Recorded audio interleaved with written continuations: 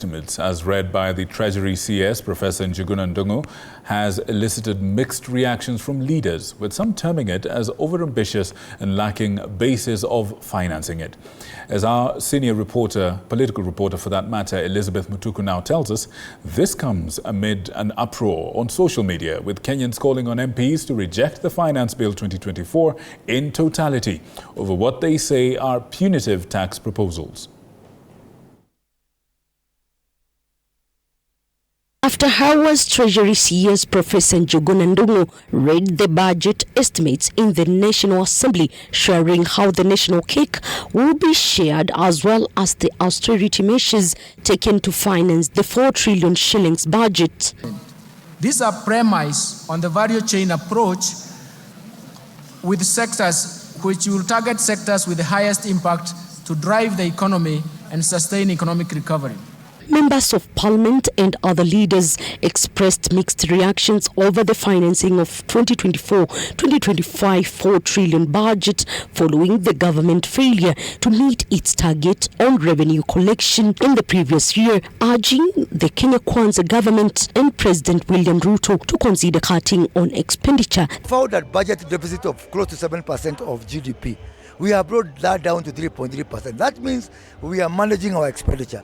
And what I'm telling you, over the next 3 years, we'll bring that down to 0.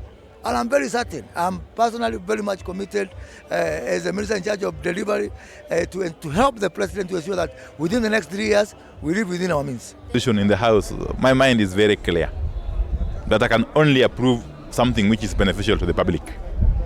This finance bill is harmful to the public.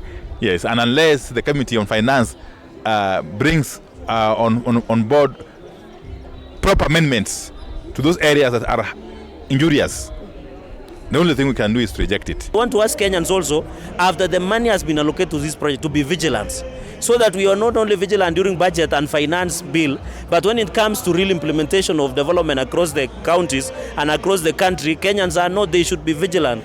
The budget reading came amid an uproar from Kenyans on social media, and especially due to Finance Bill 2024, with the majority of MPs confirming that they got unkind words from Kenyans who wanted some proposals which they termed as punitive dropped. Finance Committee are not going to dance to the tune of many Kenyans saying we reject the finance bill.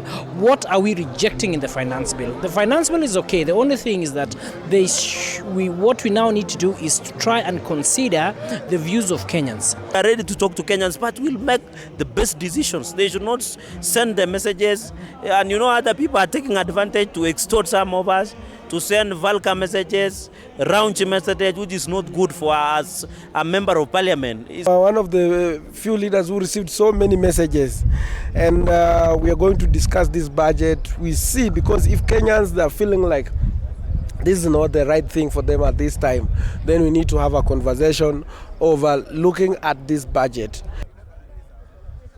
With the reading of budget today, the stage has been set for the Finance Bill 2024, which is expected to be debated next week in National Assembly, with Azimio already saying it is not going to be business as usual.